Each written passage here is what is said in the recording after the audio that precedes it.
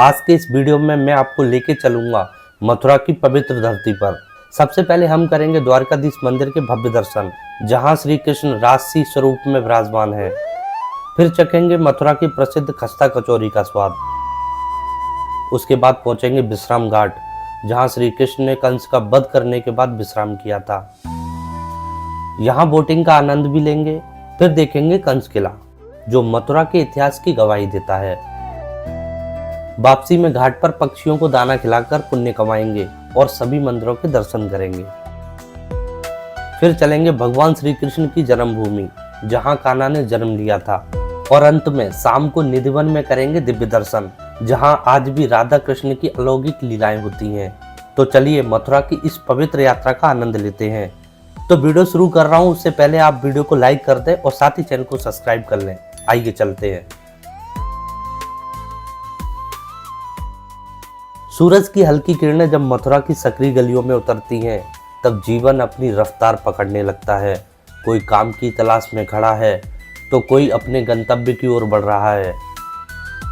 Cycle की घंटी, रिक्शे की चाल और पैदल चलते कदम, सब मिलकर इस नगरी की सुबह का संगीत रचते हैं। गौ माता के दर्शन से मन को शांति मिलती है। वहीं नन्हे कदम स्कूल की ओर बढ़ते हुए भविष्य के सपनों को साकार करने निकल पड़ते हैं। सड़क किनारे लगी छोटी छोटी दुकानों से उठती नाश्ते की सुगंध जैसे हर राहगीर को बुला रही हो।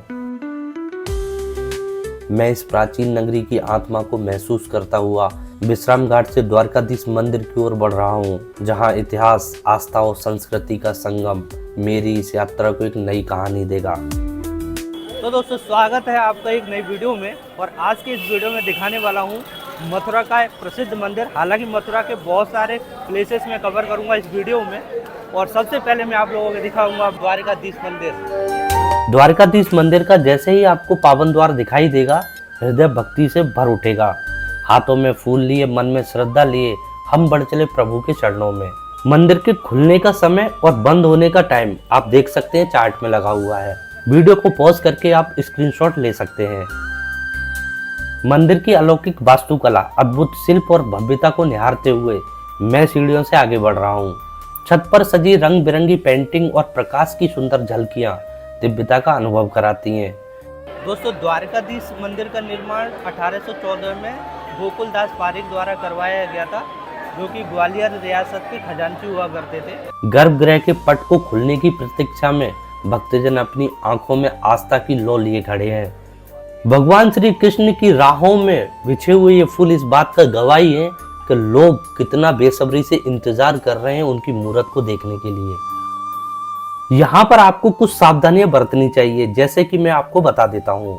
मथुरा के द्वारकाधीश मंदिर में आप जब भी आप आए ना, तो दो चीज़ें ध्यान रखना कि यहाँ के होने वाली टाइमिंग की, दर्शन करने का क्या टाइम है, और दूसरा अपने मोबाइल और पर्स का विशेष रूप से ध्यान रखना, क्योंकि भीड़ बहुत ज़्यादा होती है। दोस्तों, मंदिर के खुलने की अगर समय की बात की जाए तो सुबह 6:30 बजे से सुबह 11 बजे तक रहता है, और दोपहर 3:30 बजे के बाद में शाम 7 बजे तक रहता है। मंदिर खुलते ही जय श्री कृष्णा के गगनभेदी जयकारों से वातावरण भक्तिमय हो उठता है। देखा दोस्तों, कितनी सारी भीड़ थी। हालांकि अच्छे से दर्शन हो गए। अब मैं परिक्रमा मार्ग की तरफ जा रहा हूँ। यहाँ पर आए तो आप माथा टेक करके जाएं। दर्शन के पश्चात प्रसाद लेकर हम परिक्रमा मार्ग की ओर बढ़ते हैं, हृदय में शांति और आत्मा में सुकून समेटे हुए। अब मैं दोस्तों आप लोगों के लिए मथुरा का प्रसिद्ध रूपा कचौरी दिखाने वाला हूँ। आप भैया आओ, कहाँ से आए? राजस्थान। कौन जगह? उदयपुर। उदयपुर। बोलो सीधी बाबा की जय। जय। कैसे दे रहे अंकल कचौरी? कचौरी 30 रुपए की दो पीस है। अंकल दे रहे 30 रुपए की 2 कचौरी। ले बेटे ले। तो अभी हम खड़े हैं रूपा कचौरी अंकल जी के पास में। वो थोड़े से बिजी हैं अभी, तो टेस्ट काफ़ी अच्छा है। इसमें आलू की सब्जी और खट्टा मीठा कद्दू है, जैसा आप बहुत सारे रील्स वगैरह के देखे होंगे आप लोगों ने। और भीड़ भी बहुत ज़्यादा है, आप देख सकते हो, बहुत ज़्यादा भीड़ लगी हुई है। दोस्तों, ये आयुर्वेदिक जेल है, अब पी के देखता हूँ। हींग का पानी है, गरम गरम, मज़ा आ गया भाई। दोस्तों, इन गलियों में से होते हुए अब हम चल रहे हैं विश्राम घाट की तरफ। मान्यता है कि श्री कृष्ण ने मथुरा के अत्याचारी राजा कंस का वध किया था। तब वे अपने माता पिता से मिलने के बाद इसी घाट पर विश्राम करने आए थे। इसी कारण से इसे विश्राम घाट कहा जाता है। मथुरा के सभी 25 घाटों में से विश्राम घाट सबसे पवित्र माना जाता है और यहाँ यमुना मैया की विशेष पूजा होती है। ये जो विश्राम घाट पर यमुना नदी के किनारे भक्तजन दिखाई दे रहे हैं, पूजा अर्चना करने के लिए इंतजार में बैठे हुए हैं। हर शाम यमुना आरती का दिव्य आयोजन होता है, जिसमें भक्तजन दीप जलाकर मां यमुना की पूजा करते हैं। दोस्तों, आप जो मेरे पीछे देख रहे हैं ये विश्राम घाट है। पीछे जमुना जी भी है, इसमें आप बोटिंग भी कर सकते हैं। मैं भी बोटिंग करने वाला हूँ, लेकिन मैं देखने वाला हूँ कि यहाँ टिकट प्राइस कितना है और यहाँ के घाट पर कुछ प्रमुख मंदिर भी स्थापित है, उनको भी मैं दर्शन कराने वाला हूँ आपको। दोस्तों, मेरे पीछे ना वो प्रोग्राम चल रहा है और मैंने अभी बोट हायर की है, जो कि लगभग आप बार्गिंग करके करेंगे ना तो पर्सनल बोटिंग है जो 400 रुपये में होगी।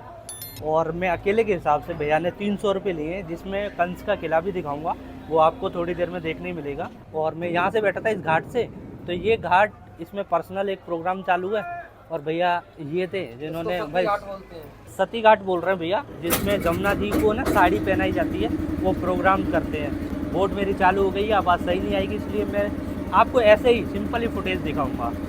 श्री कृष्ण गोविंद हरे मुरारी, हे नाथ नारायण वासुदेवा।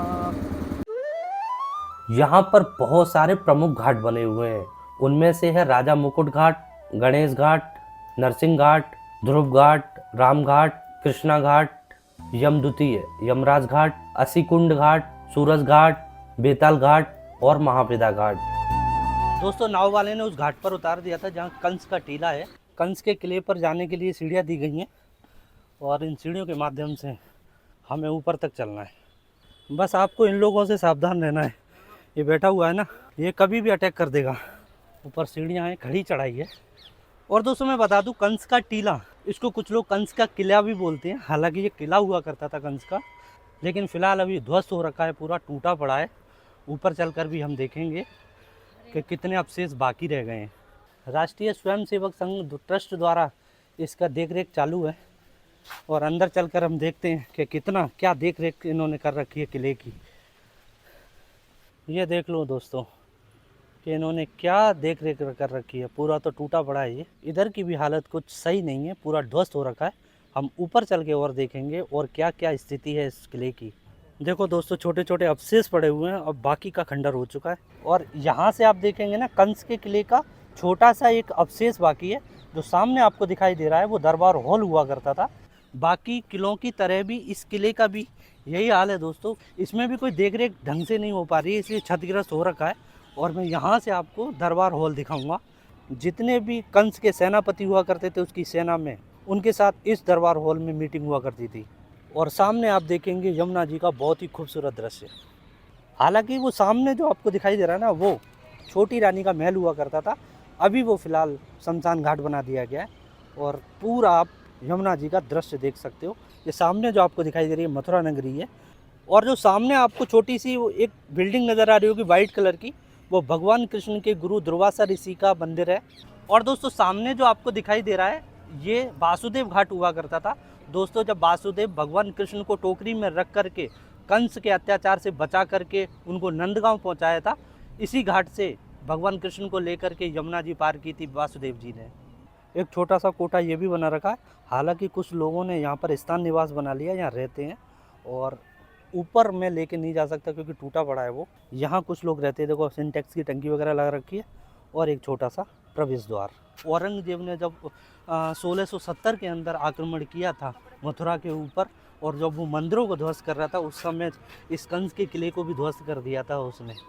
और हालांकि उसने मथुरा के केशव देव मंदिर के ऊपर भी आक्रमण किया था, वो भी आपको थोड़ी देर में बताऊंगा। मैं अभी थोड़ा सा मैं आपको जानकारी दूंगा कि जितने भी 16वीं सेंचुरी के जो फोर्ट हुआ करते थे उनसे थोड़ा सा अलग है, क्योंकि इस फोर्ट को बने हुए 5,500 साल से भी ज़्यादा हो चुका है।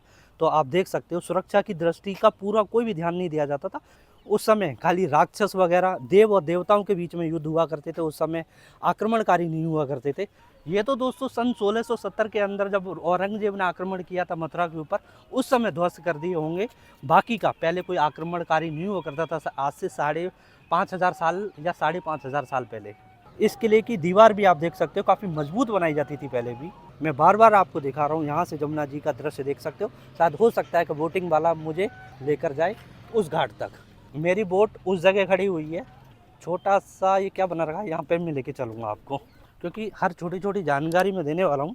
ये किले के अंदर ही ये कुआं बना रखा है, ये देखो आप, बहुत डरावना कुआं है जो कि 5,500 साल पुराना है। और आप देख सकते हो कि अंदर ईंटें वगैरह भी दिखाई दे रही होंगी आपको, जो बहुत ही ज़्यादा क्षतिग्रस्त हो रखा है अभी। और किले की टूटी बाउंड्री को आपको मैं दिखा देना चाहूँगा, ये देखो आप। हालांकि किले का ये बैक साइड है, पीछे की आप देखेंगे वो उधर यमुना जी हैं और इधर किला बना हुआ है, उसकी सारी दीवारों को क्षतिग्रस्त हो रखी है, टूटी पड़ी है। दोस्तों ये जगह देखकर मुझे ऐसा लग रहा है, दोनों तरफ पिलर लगाए गए हैं, दोनों साइड एक 2 सीढ़ियाँ दी गई हैं, बीच में स्लोप बनाया गया है। तो मुझे देख करके ये लग रहा है कि ये एक सिंहासन टाइप का हुआ करता था और यहाँ पर शायद कंस बैठा करता था। और दोस्तों इसके जस्ट सामने भी आप देखेंगे कि यहाँ पर भी इसी टाइप की छोटी सी 2 सीढ़ियाँ दी गई हैं, दोनों तरफ पिलर लगाए गए हैं। और यहाँ पर भी देखो आप, छोटा सा एक स्थान बनाया गया है। ये बाउंड्री वॉल मेरे हिसाब से दोबारा से रिनोवेशन कराया गया इसका। इसके सामने भी आप देखेंगे छोटा मोटा अस्तित्व पड़े हैं। साफ तरीके से कोई भी इस चीज़ को नहीं बता सकता कि ये उस समय हालांकि हुआ क्या करता था। मेरे हिसाब से तो ये पूरा दरबार हॉल हुआ करता था और राजा का सिंहासन मैं आपको सामने दिखा चुका हूँ। ये प्रवेश द्वार हुआ करता था जिससे हम अभी आए। दोस्तों मैं कुछ दाना लाया हूँ और साइबेरियन पक्षी है ना, वो कुछ ठंड ज़्यादा पड़ती है ठंडे प्रदेश में, उड़ के यहाँ इधर साइड आ जाते हैं, तो वो पूरे यमुना जी के किनारे किनारे बैठे हुए हैं।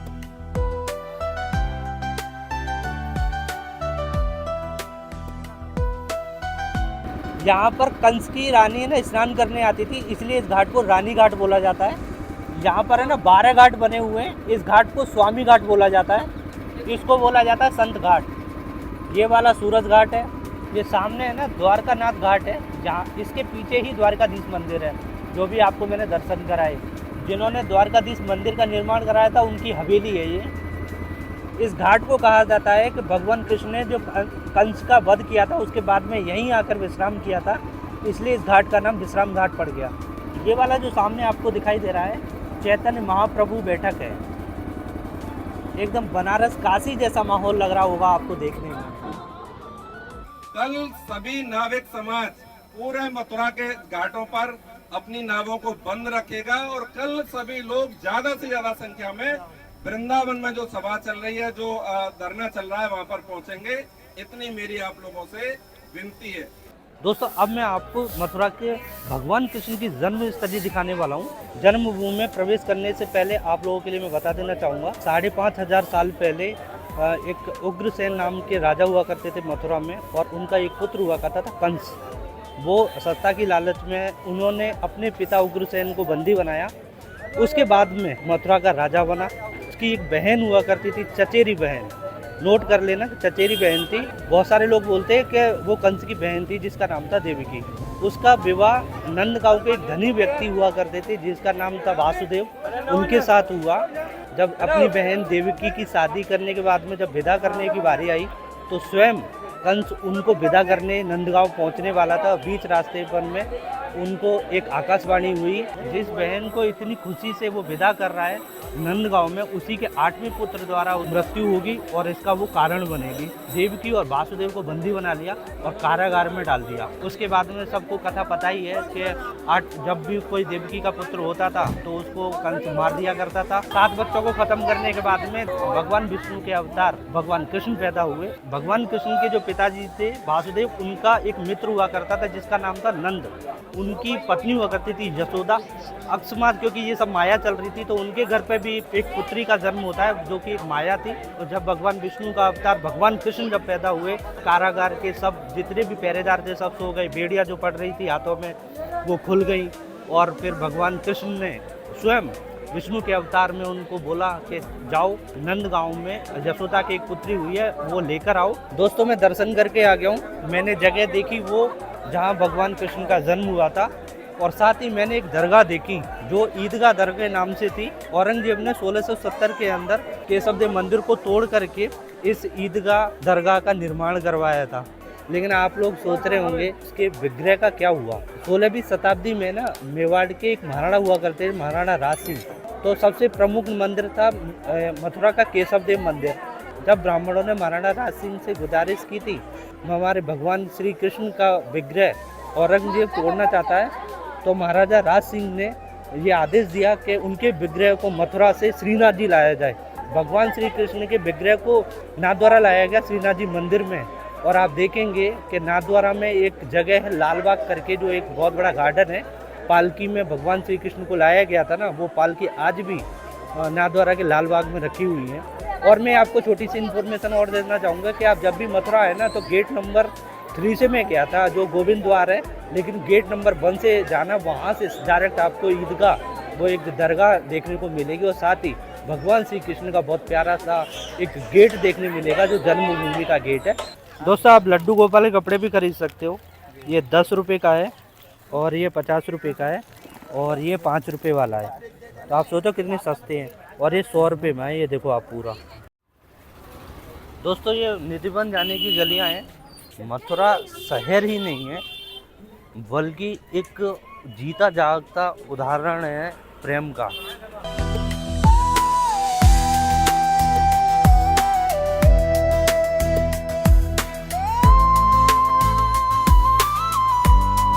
दोस्तों, अब मैं आपको निधिवन दिखाने वाला हूँ। तो पीछे मेरे देख रहे हैं, यहाँ पर मैंने जूते चप्पल रख दिए हैं, सुरक्षित स्थान है। ये है प्रवेश द्वार। निधिवन में मैं प्रवेश कर चुका हूँ। निधिवन के ये आप पेड़ भी दिखाई दे रहे होंगे आपको। ये तुलसी के पेड़ है बेसिकली। और दोस्तों, ऐसा बोला जाता है कि भगवान कृष्ण ना आज भी यहाँ पर अपनी गोपियों के साथ में रास लीला करते हैं। आज भी हर रात को यहाँ पर आते हैं और सुबह होते ही ये पेड़ों में परिवर्तित हो जाते हैं। कुल आपको इंसानी मूर्त जैसा नज़र आ रहा होगा। हर पेड़ है ना, एक दूसरे से जुड़ा हुआ मिलेगा, कोई भी अलग पेड़ नहीं मिलेगा आपको। पेड़ों की जो जड़ दिखाई दे रही है ना, सूखी मिलेगी और ऊपर पेड़ हरा भरा मिलेगा। यूँ कहते हैं ना कि भगवान कृष्ण जब आते हैं ना यहाँ पर, तो गोपियाँ एक दूसरे के साथ में मिलजुल कर रहती हैं। इसलिए देख लो, पेड़ एक दूसरे से जुड़े हुए हैं सब टोटल। और ये 6500 साल हो गया इन पेड़ों को, आज तक के यूँ के त्यों ही है, क्योंकि ये हर रोज़ जीवित होते हैं और हर रोज़ पेड़ों में परिवर्तित होते हैं। और वो सामने जो आपको कूप नज़र आ रहा है ना, वो छोटा सा, इसको ललिता कुंड बोला जाता है। ललिता जी एक सखी हुआ करती थी, उनको प्यास वगैरह लगी थी, इसलिए इस कुंड का निर्माण कराया था। अभी आपको भीड़ लग रही है, लेकिन थोड़ी देर बाद ये भीड़ सारी खत्म हो जाएगी और एंट्री बंद हो जाएगी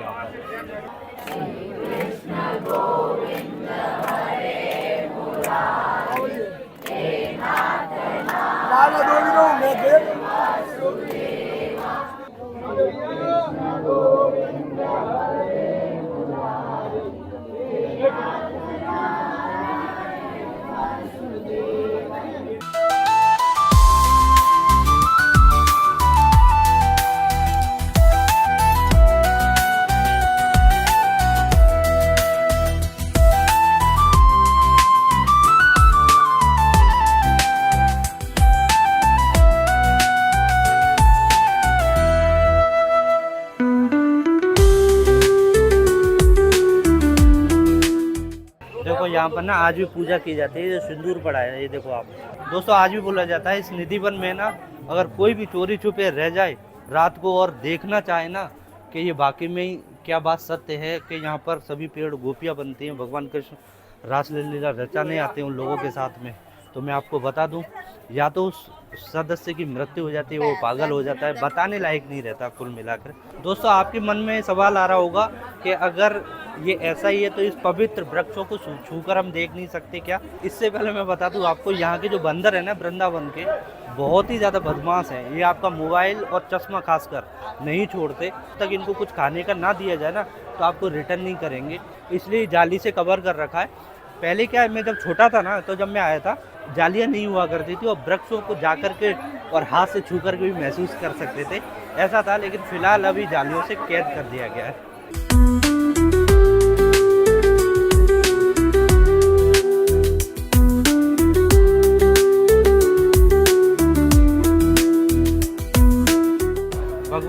कृष्ण की भक्ति में सराबोर हैं लोग।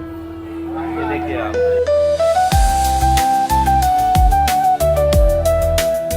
राधा सरकार की, बंसी चोर की, सभी भक्त चंदन लगवाए, सेवा भेंट दान कर।